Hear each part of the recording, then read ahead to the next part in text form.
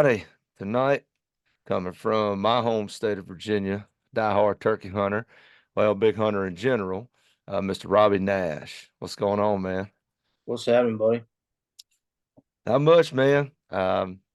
We drawing down to the wire here. Counting down the days, man. Yeah, I'm sure you already got a kid lined up.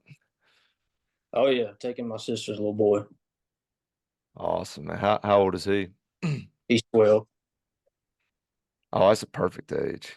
That Yeah, is the he's been going perfect the age. last couple of years. We've got him a couple, so hoping to continue that streak this year.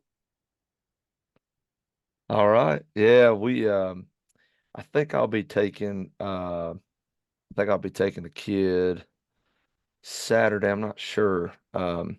Not sure yet. It's still up in the air. It's kind of crazy right now. But yeah, then after that, big boys kick off. So Swing the big stick.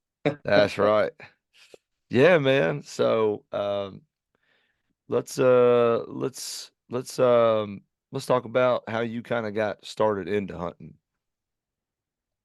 Well, I got started at a young age, man. I can remember when I was just a kid, probably 3 or 4 years old, riding around with dad, scouting, looking at turkeys in the field, and obviously for me, it was something that I was born into.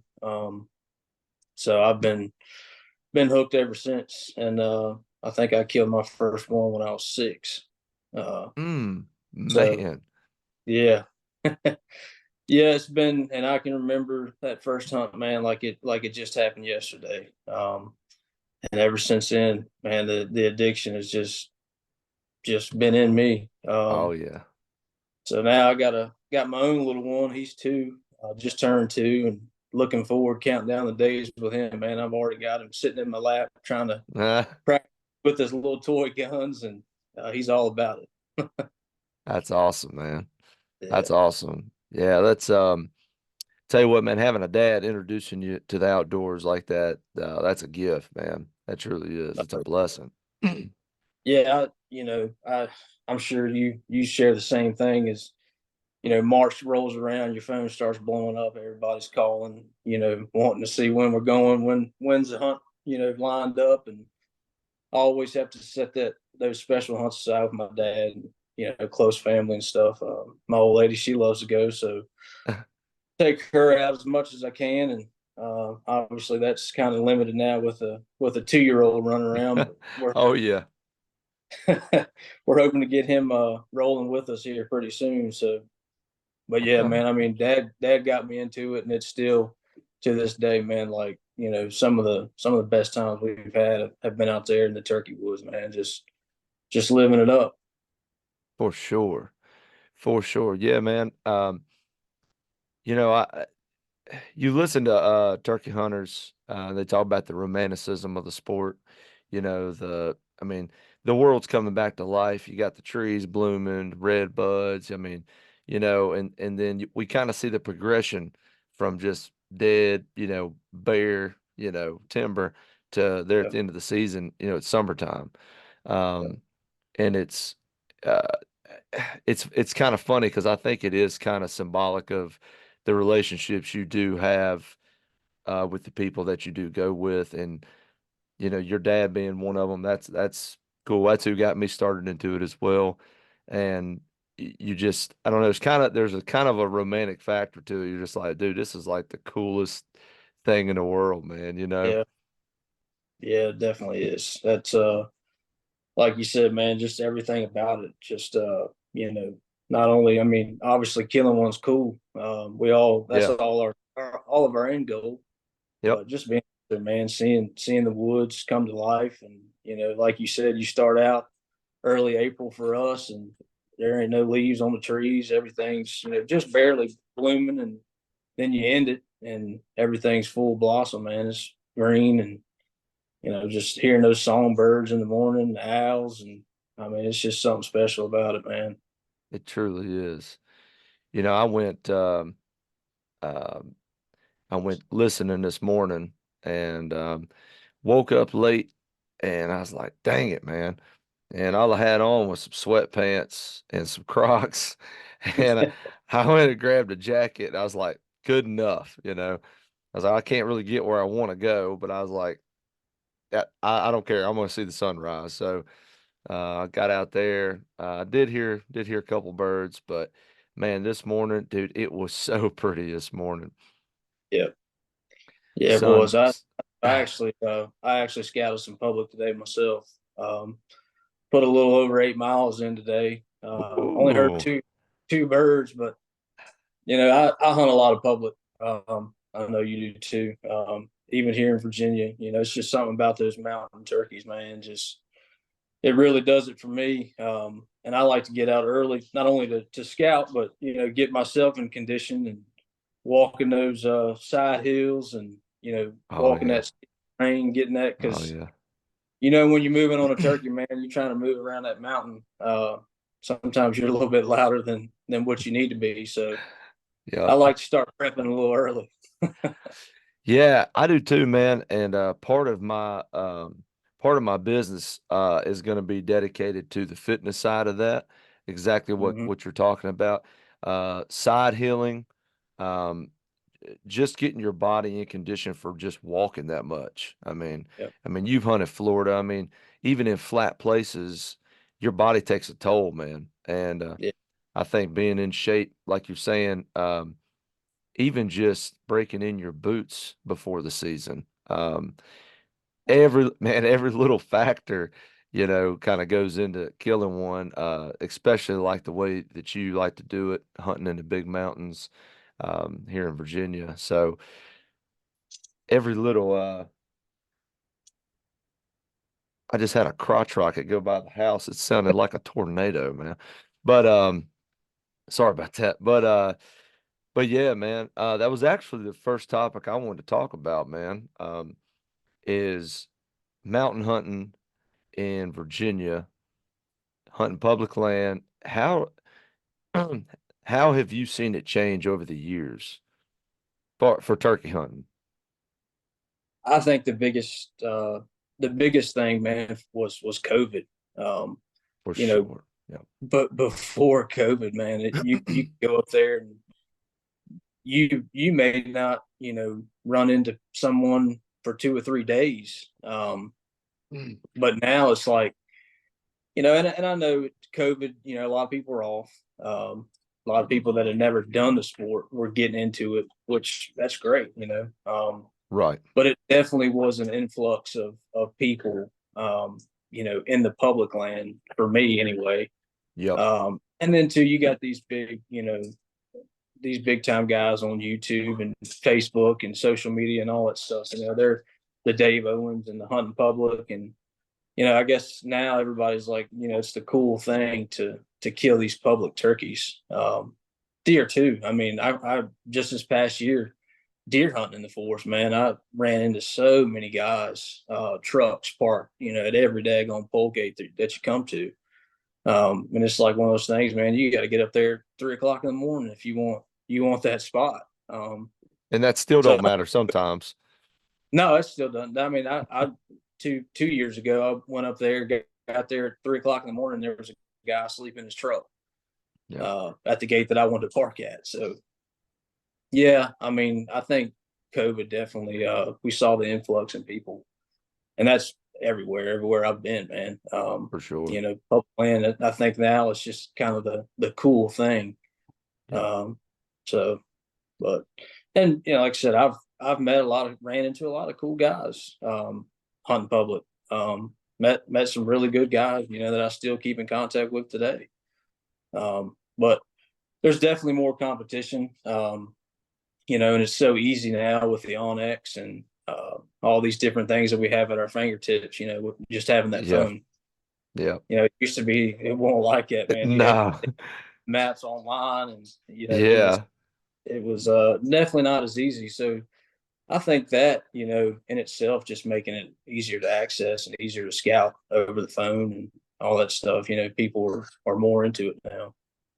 100%, man. And man, we used to buy them National Geographic maps. You remember, like, you can buy Yep. sections of them, the topo Yep. maps.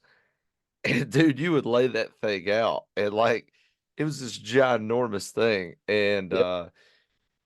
you know, if you're hunting somewhere that you're not familiar with using that thing, dude, you might as well sit down wherever you're at, pick out some places, get it in your head, take a mental image, and go from there. Because I mean, like you're saying now, man. I mean, we run into a guy. Um, this was two couple years ago, I believe, in Tennessee. Um, and it was I believe opening morning. I believe it was opening morning, and sitting there, and my buddy had found this place, and so we went in there and end up hearing the turkey early, and I was like, we both agreed probably about 9:30 he's gonna cut back on, and he did. 9:10 he fired back up. We got in there and started walking in there to him, and we heard this really weird sound, and it was turned out it was a gunshot. And the longer we sat there, the more we started thinking we ain't heard that turkey no more. But it did not sound like a gunshot, and it's just the way the land laid in there. Well, anyway, we finally get to the final knob where we need to be at on this bird, and here come this guy toting a turkey, and the only way for him to get in there, he had to walk for forever to get in there because we were the only vehicle where we parked at. And got talking to the fella, young guy, and he said, "Yeah, man." He said, "I'm parked, over where we thought, he was." But he told us, he said, "I had never hunted public land before, and I started, like you saying, watching YouTube." And he got, this he downloaded OnX or whatever, and ended up finding this, and it's just sitting there because me and my buddy are like, dude, we've been freaking like we've known about this place for quite a while now. Um, and no one's ever in there. But I congratulated him, shook his hand. That was his first public land turkey he'd ever killed. So I shook his hand. I said, "Hey man, best of luck to you. Good luck walking back because you got a heck of a hike back." Yeah. But and it's like you're saying, we never seen that before. Even out of state, we just never seen it before. Yeah. Well, I know just last year, man, here in Virginia, me and Dad were hunting a piece of public, and I mean, from my house, it's a 2 hour drive. I mean, it's in the middle of nowhere. And I've had some good luck in there in the past, and took Dad up there last year. And we ended up getting on some birds, and we were making a move on one, and I looked up the hill, and I was like, yeah, I was like, there's some guys coming down the hill, and Dad was like, where at? And I'm like, they're coming down the hill right here, and they're walking right through the middle of the wide open hardwoods coming down through the hill, man. And so of course I just told him, I said, let's go up here and talk to these guys and let them know that obviously we're on these birds. And Right. so we did. It was two young kids, man. They had cameras on every daggone attachment that you could think of, and got to talking to them and found out they were from New York. And Wow. I'm just, how in the world Did you did find y'all this? like? It's just, he's like, man, we've been in here hunting for a couple days, and we heard some turkeys in here the day before, and came back in here today. And I'm just like, man, it's crazy. It really is. I mean, how advanced things have gotten these days. I mean, Yeah, with everything that is, it is. shotguns, all of it. It's just it's changed so much from when we started. It's just the 100%. community itself has just evolved huge. It is, man. And you can go on these different pages, these different, Virginia turkey hunters or Mississippi Yeah, turkey, whatever it is. There's just different Facebook pages. There's a lot of, well, there's a lot of information on there. I'm not going to say it's good or bad, but there's a lot of information on there that, dude, when I was 10, 11, 12 years old, I would have done anything for that kind of information. Just, I mean, not even somebody telling you where to go or giving you pins or how to call, but just like the stories people talk about, how they killed a bird or where they killed it at. They'll tell you like some state forest or whatever. And, when we were growing up, you just didn't have that. I mean, you had like online forums that you could go on if you yeah, had some decent internet, which we did not. yeah, Um, but a lot of it, is just that boot work, man. I mean, Yeah.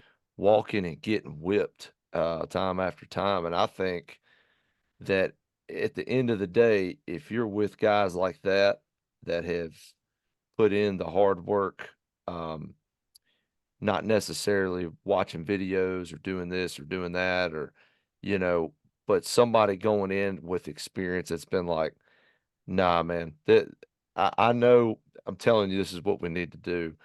Um, I think that makes a world of difference because you can have the best calls, you can have the best technology, um, you can have the best insider info on that place, but you take somebody that has walked miles and miles and thousands of miles and wore out boots, they're going to be able to figure a place out, you know.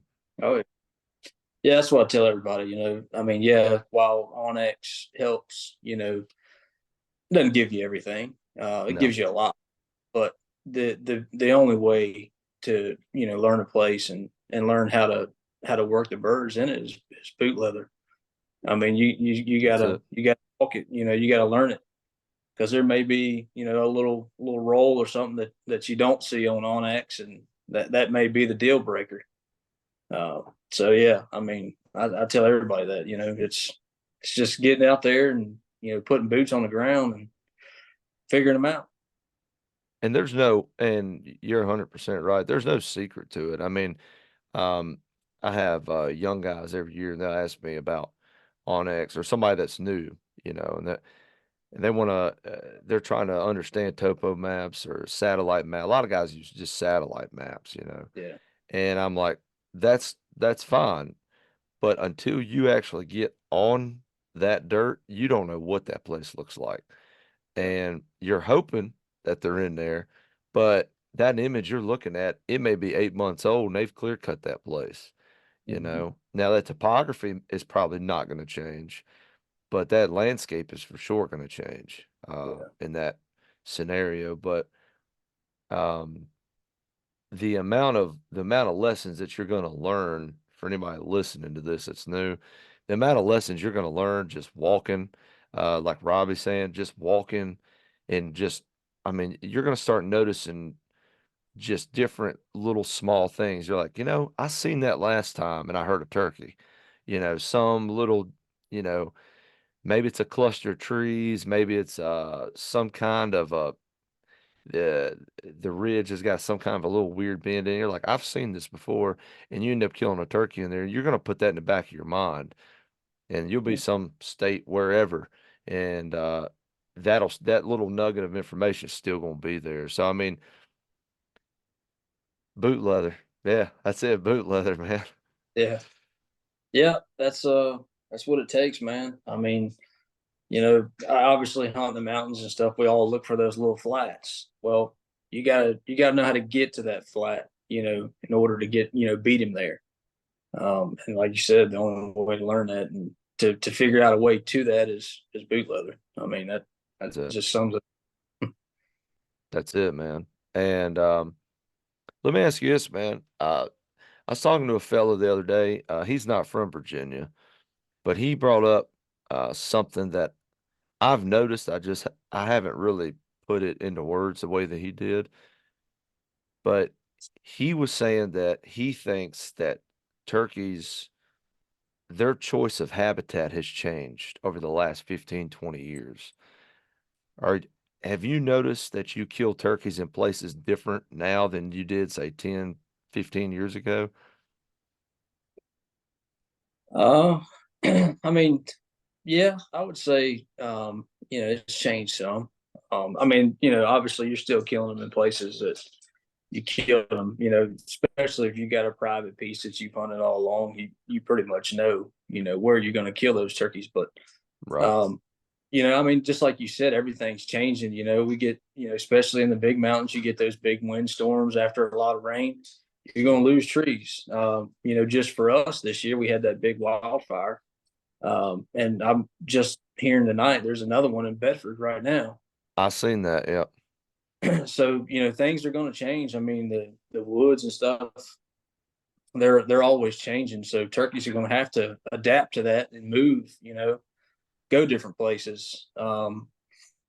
But yeah, I mean, and for us, like our DWR, they don't really mess with the forest that much. They're not up there managing the timber or any other doing burns like they do down south. They're not doing that stuff here, so it's not like there's a lot changing for us, but any little bit can make a turkey move to a different spot. I feel like. Do you do you think I'm glad you brought this up. Do you think do you think that our DWR should be doing more? I do. I feel like I'm in the same boat with a lot of other hunters. We're paying that money every year for our stamps. Come on. While there are some great hiking trails, those folks aren't having to pay that fee. That's right. We're the hunters are the ones paying that fee, and we're the ones out there, using that land, and they're not. You go. I mean, just Tennessee, for instance. Tennessee is very well taken care of in their state, their national forests Yes. and stuff. Yeah. You I can be walking Yep. along in the middle of nowhere in the national forest in Tennessee, and you'll come up on a big open food plot, that they've planted. Yep. Um, just the trails, everything, the roads. I mean, there's a place that I hunt now, man, that the road washed out a couple years back, and they haven't done anything. The pipe just rotted out, and people are driving through that still. They haven't done anything about it. Yep. Yeah. Um and I'm glad you really put some perspective on that with Tennessee, because when you start comparing the state of Virginia, and if you are somebody listening to this that can actually have an impact or make a difference in how we manage our national forest here in Virginia, please do something about it. Because people like Robbie and myself, we're tired of paying money. Every year, the money goes into some magical place. I'm going to say it's probably up north, but it goes to this magical place, and we never really see, we've got old growth timber in there that hasn't been burned.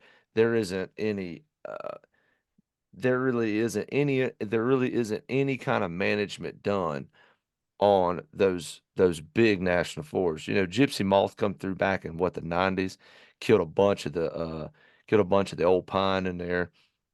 And we don't see, I mean, you hunt Tennessee and they burn quite a bit. You hunt Mississippi, they burn a lot.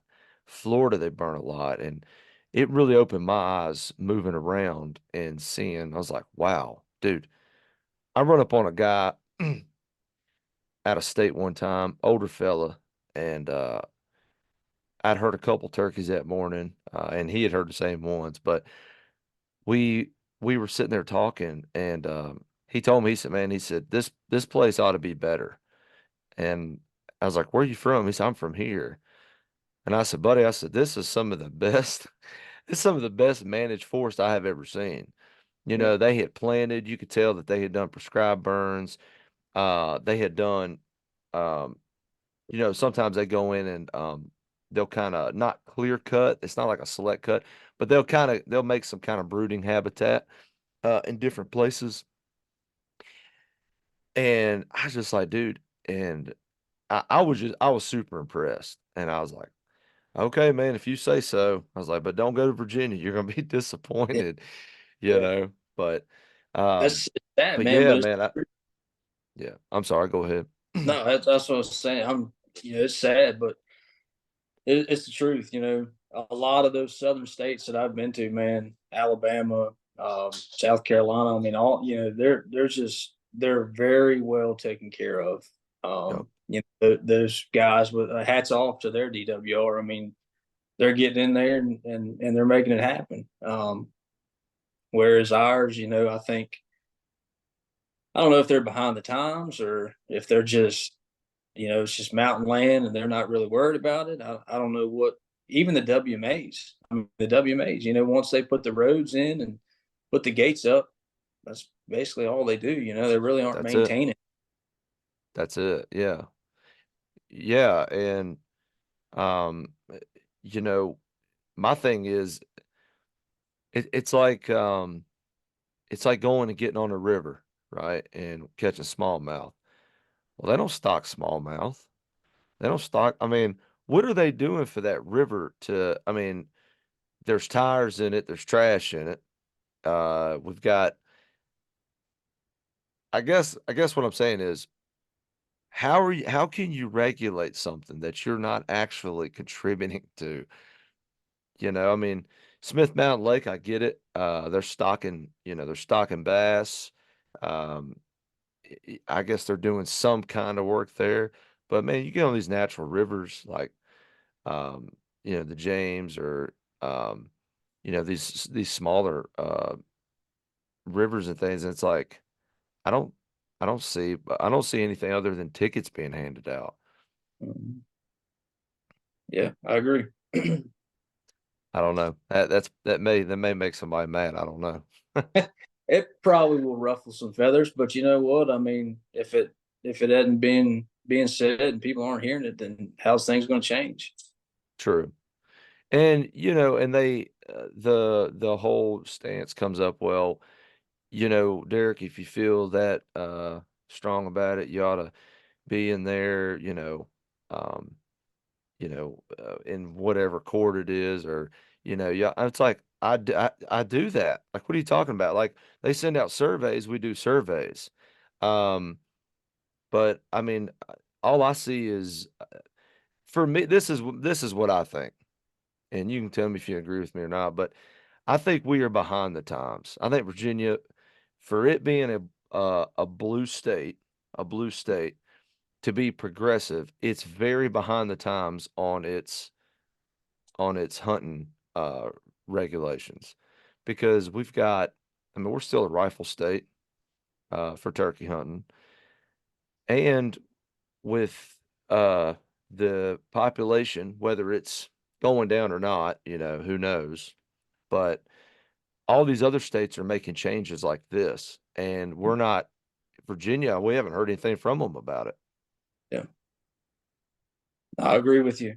I think they are, behind the times on stuff. I mean, the rifle thing, man, and I know that they can't say that that's not something that's been voiced. I know several people that have voiced concerns on that. I mean, you've got guys out here crawling behind strutting decoys, trying to reap turkeys in fields, Yep. whether they're on or not. That doesn't mean somebody else doesn't hunt that piece of private and isn't sitting up in the wood line with a 243. You know what I mean? Mm, Just and here, Virginia, we go out deer hunting with a rifle. We have to wear blaze orange. Turkey hunting, you're camoed from head to toe. yep. So it, the logic in that has just never made any sense to me. Never. Nope. And if you want to, I don't know, it's just if you want to shoot a turkey, if you can't, shoot one with a shotgun, you have to hunt them with a rifle. Hunt them in the fall. I mean, that's when That's you're right. deer hunting or whatever. I think spring season should be shotgun only. And I mean, saying that, obviously the shotguns have come a long ways too. We're all shooting TSS and you know Right. shells that are capable of shooting 80 yards if you're shooting a 12 gauge 3.5 inch. Okay. But you stand a whole lot better chance, with that shotgun blast than a rifle hitting you in the chest. Mhm. Dude, I tell you, man, you know, hunting out of state, going on national forest, even on places that I've never stepped foot on until that morning. If it's a shotgun only place, I feel okay. I mean, you're still assuming risk. I mean, no matter what you're doing. But man, I tell you what, to sit there and, like, when we grew up and when I was growing up, we'd set out decoys, and I would sit there and I remember thinking, I was like, how does this make sense that we're gonna sit behind decoys and some guy can pull up on the other end of the field and crack a shot off down through here with whatever, high caliber or high velocity round, and and it would be perfectly like legal. Like It just Mhm. to me, it never made any sense to me, you know. No, I'm with you. I agree, and I won't say that's the only reason, but that's a big reason that I got away from hunting with decoys. Me too. Yep. It's not worth it, especially when you're hunting public and you don't know who's in there or who could have came in from a different access point or whatever. Yes. Just that was one of the big reasons I got away from hunting with decoys. Me too. Me too. That's that was that was one of my main reasons as well. I just for me they're cumbersome, especially the really nice ones, but um I still tote a you remember the Feather Flex decoys back in the Mm-hmm. 2000s? Flambeau made them. Well, I still carry one in my vest and I keep that thing back there and I use it as back padding for sitting against a tree or whatever. But if I ever need it, like if it's a tight spot, I'll put it somewhere just to get his head up just long enough so I can get the shot off. But I mean, I'm sitting there and it's like I was talking to a buddy of mine, and I have really wanted to use that thing in a certain situation, and my buddy's like, "Why don't you just do it?" I'm like, "Dude, because I don't because we're in a rifle state. I'm like, I don't feel comfortable setting that thing around. I'm like, I know it would probably work really well, but he's like, but it's a hen. I said, buddy, they don't care. I said, people, people get shot every year with shotguns sounding like hens. Yeah. Yeah, I think I believe it was Mississippi this year, or it may have been Florida. I can't remember which state it was that someone had already gotten shot this year. Oh, really? I hadn't seen Yeah, that. it was one of those pages I follow on Facebook. I can't remember if it was Mississippi or Florida turkey hunters, but yeah, someone had snuck in behind him and actually shot at the bird in front of him and shot him in the back. Uh, God. that was with a shotgun, but nonetheless, I mean, yeah, man, it's just I'm with you. I mean, and honestly, I don't even carry them anymore. Um, I just, if I'm going to a private piece with a family member or something, and I've got a kid or something like that, I may stick a hen up, 15, 20 yards, obviously Right, offset us, right. just to give the bird a look at, especially in the early season, when everything's bare. But if it's just me or me and a buddy or whatever, I'm not rolling with decoys. It's not Yeah. worth it. And Especially we like struggled these. first few days in Alabama. We went down there because, of course, it was March, and wide open timber, hunting a lot of the same terrain like we hunt here, and birds were locking up at like 80 yards, 75, 80 yards. I couldn't see It's it like, here. man, what are they doing? And well, they don't see anything. They're looking through this wide open timber that we're sitting in, and they can't see anything. Yep. So we knew from then on, obviously, we were going to have to use that terrain to our advantage and try to get them once they pop that knoll or whatever. So Yeah. That's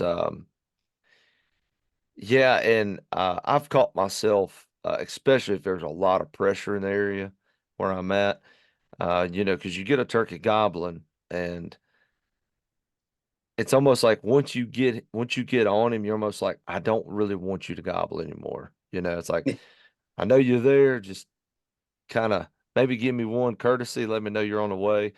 But I've been sitting there before and with no decoys and sitting there, and I'm kind of like. I know where the turkey's at, but I'm looking around like, is there anybody that I can't see that's gonna pepper me, when this bird gets up here close? And um, that's not a good feeling. That's not a very good feeling at all. no, it's not. Man, something I wanted to ask you, and it may be a weird question, but I'm always curious to know this about guys that hunt steep elevation. What, how do you dress in the springtime if you've got long treks in there?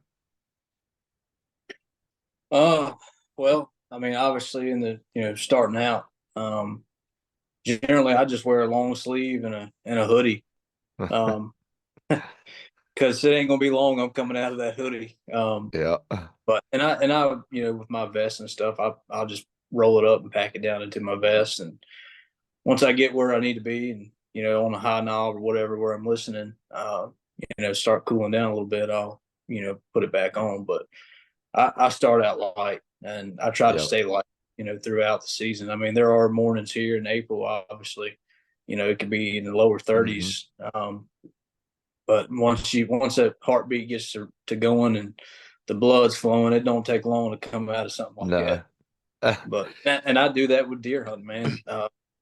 In November when it's cold, I'll start out light and pack my layers in, and once I cool down, I'll put what I need back on. For sure. For sure. Yeah.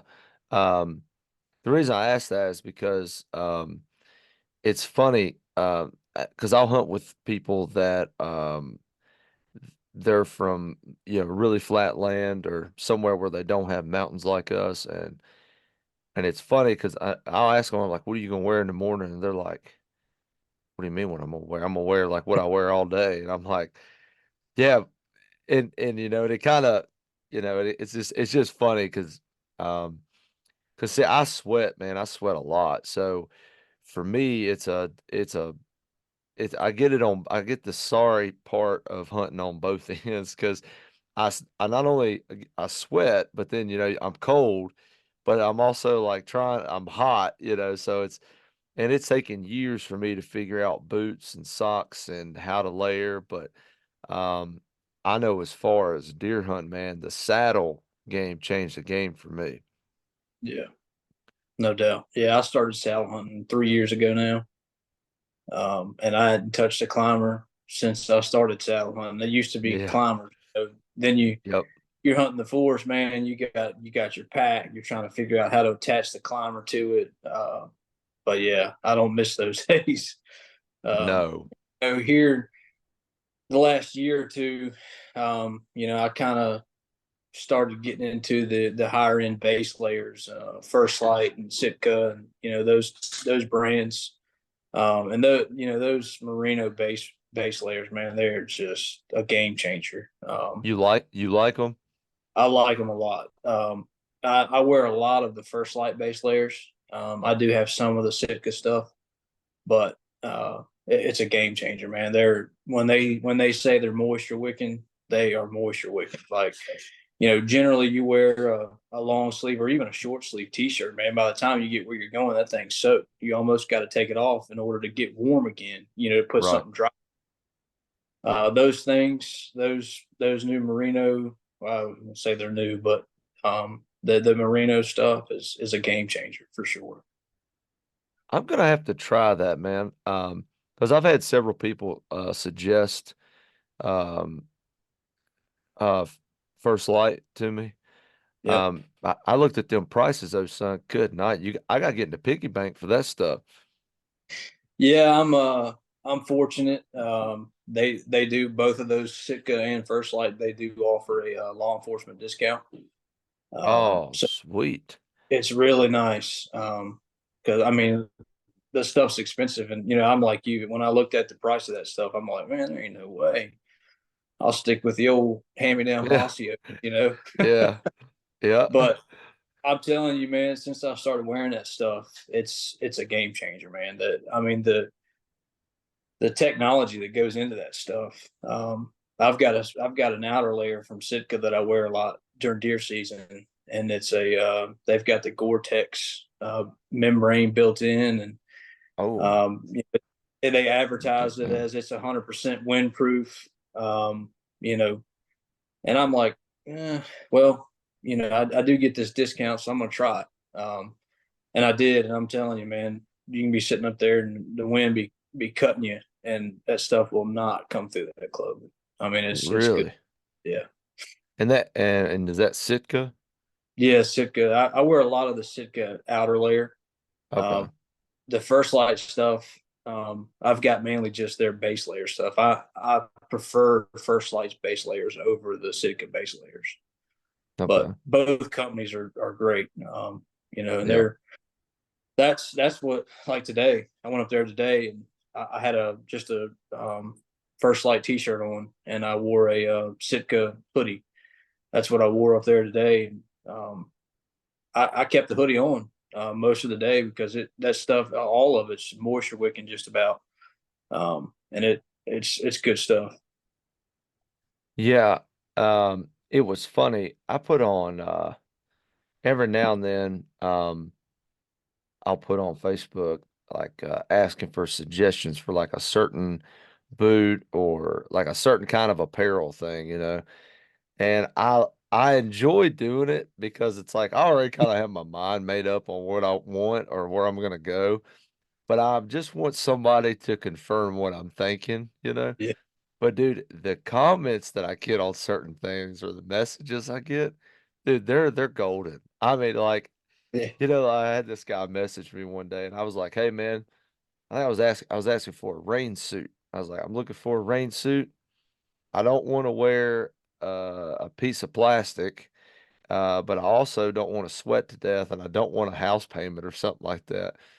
This guy messaged me and he sends me this link. And I never clicked the link because I didn't trust it, but he was like, "Hey man," he's like, I bought this suit. It's my brunkle somewhere down in I don't know wherever it was at. It's like he's got this, and he's like, "Man," he's like, "I'm telling you," he's like, "It's the greatest thing since sliced bread." He's like, I've hunted," and he was like started explaining like all these hunts he went on and stuff, and I was like, "Yeah, I'm not getting that, man. I appreciate it though, but I was looking for because you know when you get it never fails. You get that 40-degree rain and you're like, I don't know how to. It's like, man, do I put on? It's like I don't. It's like I'm gonna get too hot because I burn up. You know, I Yeah. sweat a lot. I'm like, man, I'm gonna burn up if I put anything warm on. But I gotta have.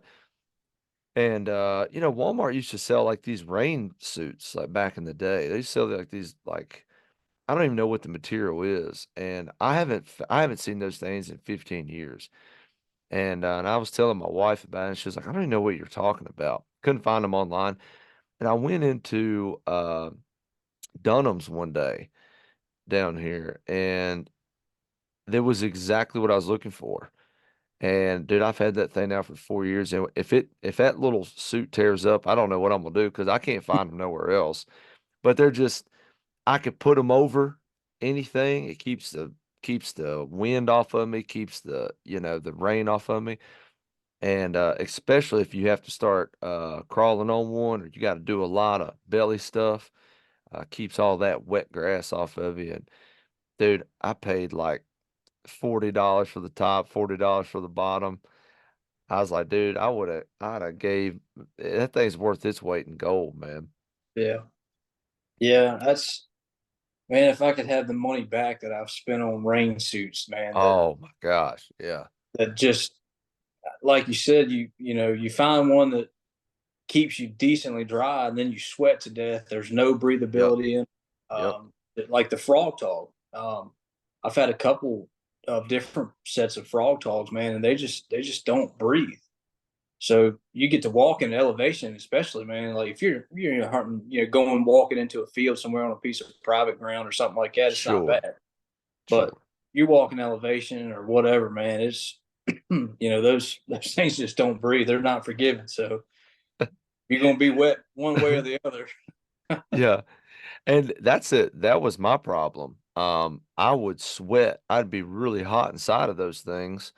And then if I took it off, I'd freeze to death. And I was like, dude, there's got to be something better than this. But dude, funny story about frog togs. Um, I normally carry like just the top. I have an oversized, it might be a 2X jacket that I carry, but I carry it because I can put it over top of my vest and everything and keeps all my calls and stuff dry, my, friction calls. And I don't have to dry when I'm on the road, I don't have to dry out my stuff is bad. And I don't sweat because I just leave it open. It's basically just I use it as a uh, what's the thing called? A poncho. I basically use it as a poncho. Yeah, But anyway, so one day it was raining. I can't remember where we were at, but it was raining, and I had on the bottoms, and I never wear the bottoms, but it was just, I mean, it was peeing rain, dude. And I went to move on this turkey, and me and I can't remember who I was with, but I got separated from them, and I was like, give me X amount of time or something. before you move or whatever. Well, I get a call and they're like, "Where are you at?" And I said, "I'm down here fighting these freaking frog dogs." I said, "The daggone things that split down the middle, and I got this white plastic hanging out in the middle of my legs." And they're like, "Well," they're like, "You got to get going, dude. That turkey's moving." I'm like, "I know." I was like, "But," and I'm laying down, I'm flopping around. My legs now are soaking wet. My feet are soaking wet. And I just took my knife out, cut them off. I said, "Never again will I wear that." So Yeah, I had a kind of the same situation happen. Those frog dogs had the little elastic cuff down at the ankle where you couldn't get your boot in them, and I did the same thing. I split them all the way up to the knee, and I'm just like, I'd be better off without them, man. I'm just gonna get wet. yeah, and I'm okay with the big three, I call it, cold, wet, rain, and or cold, wet, wind. And I can do two of the three. I can't do all three. Um, Yeah. hunted in a bunch. I've had very, very little success with all three. I can do cold and wet. I can do wet and windy, but I can't do all three. And pretty much, when I'm looking for any kind of gear, I'm like, well, where's it gonna hold up in that triangle right there? Because my, I mean, and hunting here, dude, we get a ton of rain. We get a bunch Mhm. of rain, man. And starting in Florida, uh, turkey season, and then you know going and hunting around different places, and then pushing north. I bet I get rained on. I mean, I don't even know how much rain I'm exposed to throughout the spring. But then, like, I'll talk to people, and they're like, "Man, we just need some rain." I said, "Just go with me for spring. You'll never want rain again." Yeah. Oh, that's a guarantee, man. Like with me traveling, if I'm going somewhere, I can guarantee you at least 1 or 2 days out of the time that I'm traveling, it's going to rain. Absolutely. I know last spring, I think me and you were down in Florida about the same time. Yep. Um, and I mean, just, it had been like 80, 90 degrees the week before. They're like, man, the turkeys are just flat killing it down there. And I go down there, and the first morning was beautiful, textbook. I mean, just what you would think of South Florida, sunny. It was like 90 degrees that day.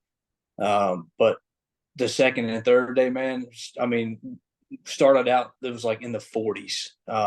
It was freezing. We pulled up to the freaking place where we were going, man, and there were some local guys there. They're wearing freaking stocking hats and got these big winter coats on, and we're like, man, this is just a spring day for us. Yeah. Yeah, But it was snowing when we left. yeah, And I was telling somebody the other day, I was like, there's nothing that we can do here to prepare for South Florida.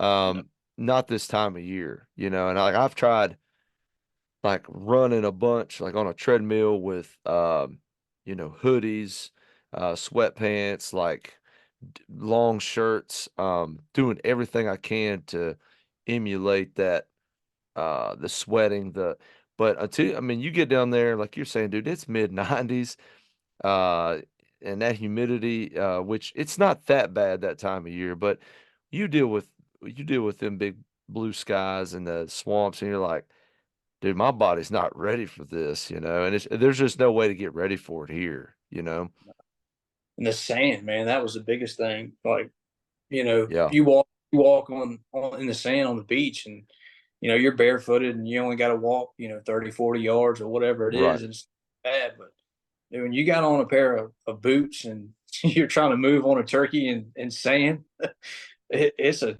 job, man. And we were riding bikes and that stuff too, and it's just like, holy crap, man. I mean, yeah, it's tough, man. It's like riding. I mean, the best way I can explain it is basically like riding a bike in a foot of snow.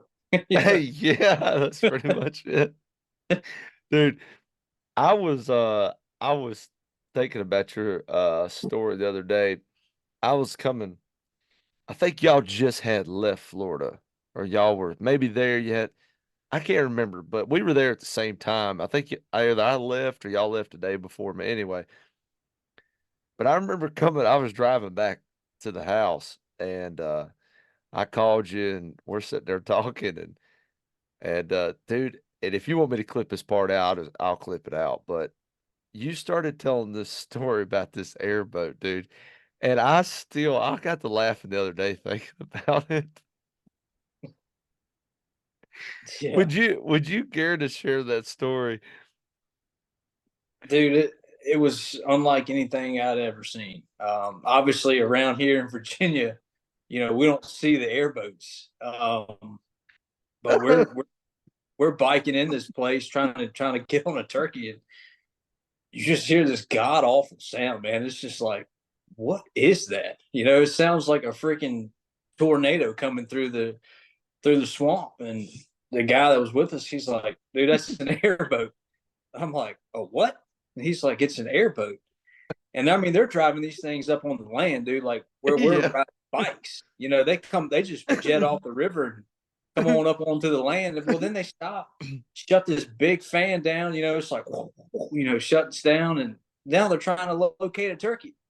I'm just like, you've got to be kidding me. And, Oh, I, you wonder why you go to South Florida and and hunt you don't public hear and it's them, tough. There you go. There you dude. go. I got to laughing because you were telling the story. And for anybody listening, he didn't tell it quite that comical when he told it to me. It, he was a little more red about it than he is now. And it was funny because I had the same thing happen to me. And I thought that the world was ending. I thought a plane had crashed. I didn't know what it was. And I heard, like you said, the most god awfulest racket. And I had a turkey gobbling. And I'm 180 yards from this turkey. And I mean, I hear this. I mean, it's literally a jet engine or it's an airplane motor. They were telling me that they put on the back of these things, and they get up there and shut the thing off, and I can hear them down there beating and banging in the boat, and I'm like, they've got to be underneath the turkey, like he has to be right there, and then they fire it back up, take off down the river, and the turkey went back to gobbling. I was like, well, it's no wonder, like you're saying, it's no wonder they don't hear nothing down there. Yeah. Yeah, I had never experienced anything quite like that. That was I guess it for us it'd be like a guy driving down the gravel road, gravel popping underneath the tires, and then he gets out and hits the owl hoot or the crow call or Carl, that's whatever. old Carl, baby. That's him. Yeah. And you're just sitting there like, really? I mean, but this was 10 times or 50 times the gravel popping. And these guys pull up and, I guess they really, and then maybe they are successful. I don't know. Maybe that's what I was missing in South Florida was an airboat. I don't know. Yeah, I, I doubt it. I doubt you were missing that part.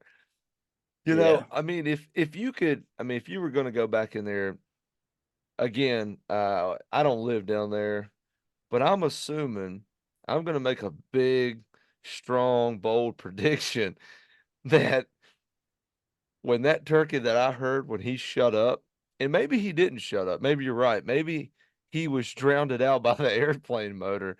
Then when it come by him, and I just couldn't hear him. Maybe that's what it was. But I'm gonna say it's probably not a successful tactic, if I had to Yeah. guess. Yeah. So that we ended up talking to a guy that had an airboat down there. And it was a father and son. They were hunting, and he said that's what they hunted off of down there was, and I mean, you like for us here, we have boat ramps. If you're going to launch a boat somewhere, you got a night, or sometimes it's nice, sometimes it's not, a ramp that you back down and put the boat in the water. Well, these guys, they just pull up in the parking lot, man, and there's like a little ditch, um, and it may be 100 yards to the river, and they just put them boats down in that ditch and ride them right down to the river. And I'm just like, wow, it's amazing. It is amazing. I mean, you take somebody like us, somebody from Florida's listening to this, they're like, these bunch of hillbillies, they don't even know what they're talking about. And you're right, I don't know what I'm talking about. But I remember I was walking down through this. I got into some thick sawgrass, and it was so funny because like when you said that day on the phone, like all everything clicked for me at one time, and I was like, "That's exactly what I heard," you know. But it was funny. I was going down through there, and I was like, kind of come to the realization. I was like, I'm not gonna be able to make it to this turkey. I was like, this stuff's 8 foot tall. I'm in a jungle, you know." Well, there was this little, I could tell there was this like off colored thing off to my right. I was like, what is that? So I get over to it and it's a sign and it says, "Airboats, please stay on this side of the sign." And I was Yeah, like, I'm not even around water right now. I'm like, why would an airboat be right here? But I end up learning later during that week, those airboats, dude, they go right up on land. They don't care. They'll drive concrete. They drive over anything. They don't care. yeah. I can't remember what the guy told us that we talked to. They put on the bottom of those things, but whatever it is, it helps them slide better. On land, and like you just said, we were walking, man, and we're a quarter mile from the river down there, and there's a sign that says no airboats beyond this point, and I'm like, what world? Like, and this was before old boy rolled up on us, and I'm just like, man, ain't no way no boats coming up here. Like, what are they talking about? But yeah, I mean, they do it, It's and a, it's a, look, when they're on the water, they're not as loud. They're still loud, but they're not as loud. But when they get on land is when they really got to open that motor up to get it to move. And I mean, it just if you've heard one, you know what it sounds like, and you're just oh, like, oh my gosh, and when they're running over them cypress knees and everything, dude, it is the god awfulest sound I have ever heard. Like, yeah, I was, I was so confused because that morning I heard this turkey, dude. I pulled in this place like 3 hours before daylight, and I was like, I really hope this works. I was like, dude, I have freaking walked my legs to death.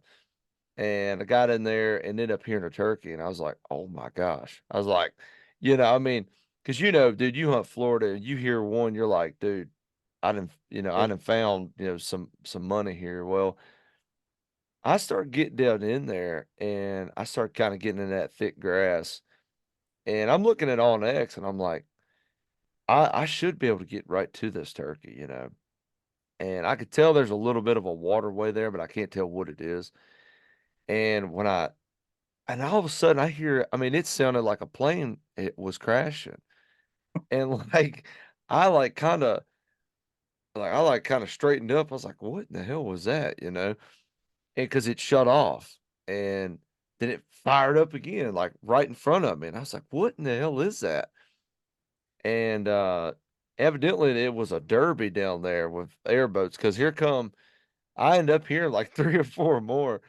And well, that poor turkey, I don't know how he had eardrums left because they had to have been like right under him when they went by him. And I finally got down there. I was like, I'm sitting there thinking to myself, what in the hell was that? I was like, dude, that was the loud. It sounded like they took a car out of off of Bristol Motor Speedway and they just like held the accelerator down until the motor blew up. That's what it sounded like. yeah. That's what I was gonna But say. Best way I can describe it is it's like sitting on a racetrack.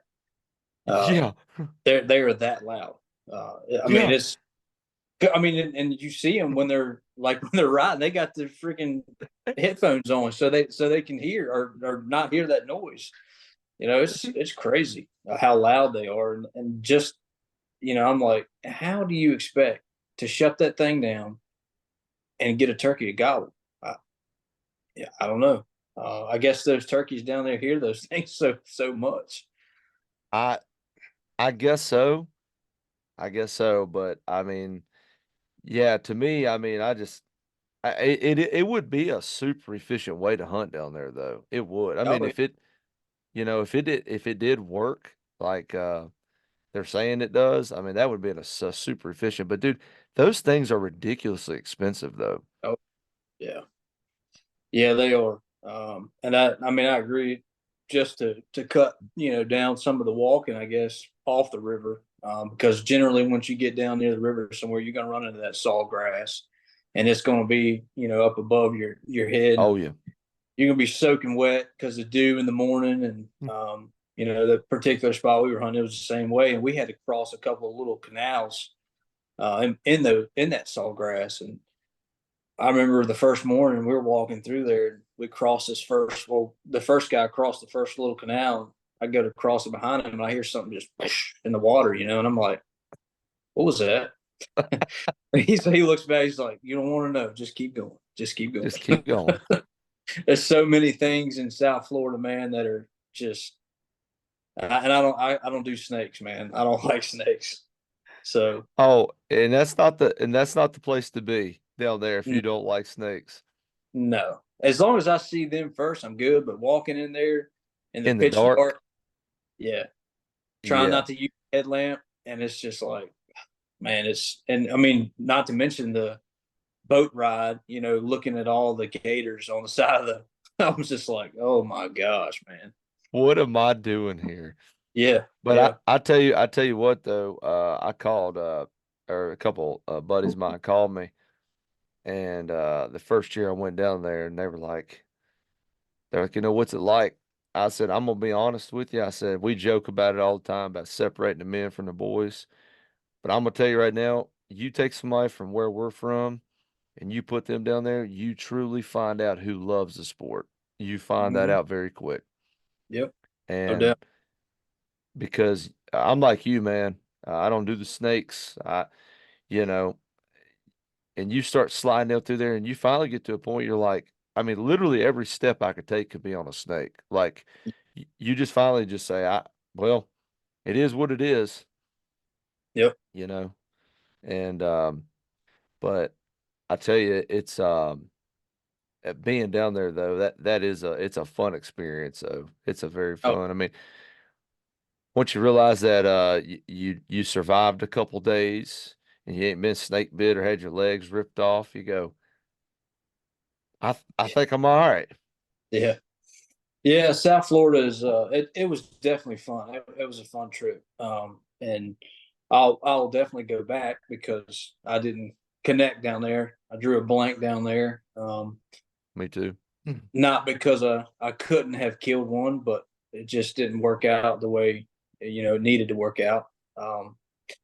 And I could have killed a Jake, but I didn't go all the way to South Florida to kill my Osceola and it be a Jake. So uh, I'll Same definitely get here. back. But South Florida may be a state that once I kill an Osceola, I don't know that I'll go back.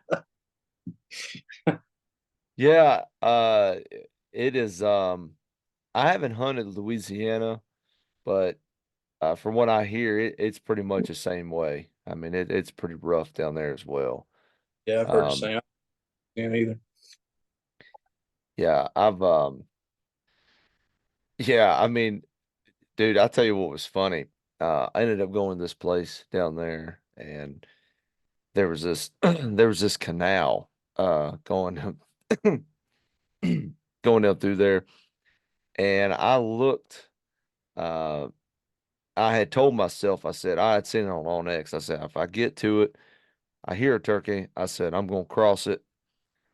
It looks like it might be pretty deep. I can't tell, but I'm gonna just I'm gonna go through. If he's gobbling, I'm going. I was like, I'd already made my mind up the night before, and well, I get down there and ended up not hearing a turkey, and so I ended up getting up to it about daylight, and I'm looking down through there. Dude, I'm telling you, I have never in my life seen so many gators. Dude, they was stacked down through there. I mean, noses, eyes, tails, noses. I mean, just as far as I could see. And I was like, I've got to be the dumbest person on the face of the planet. In my head, I had already told in the dark, I'm going to go across this thing. And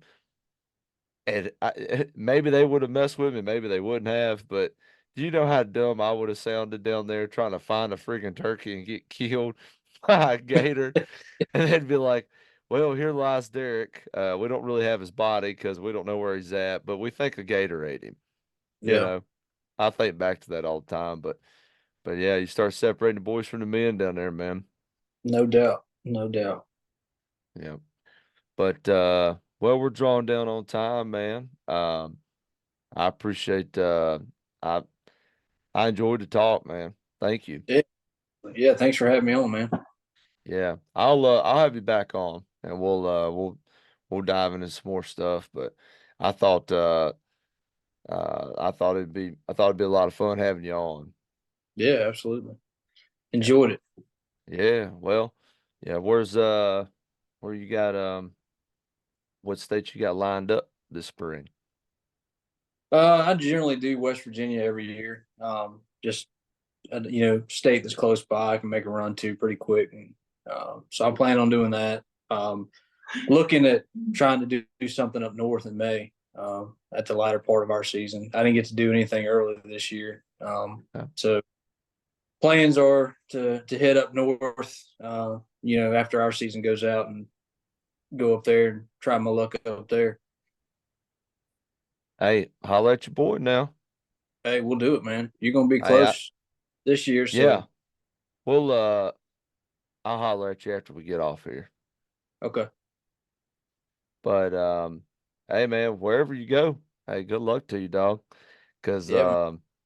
it's the weather, man, the weather, have you looked at this coming week? Yeah. Is it looking good? I haven't looked at it yet. Yeah, there is. I think the next like 4 or 5 days we're in the 70s. So Oh, youth week, son. prime time, man. Oh, well, we're gonna slap one in the mouth. I can't wait. It's gonna be so much fun. Yep. So, but all right, man. Well, hey, just stick around. I'll quit recording. But just stick around. We'll talk for just a second. All right. All right, buddy. See you, man. See you, buddy.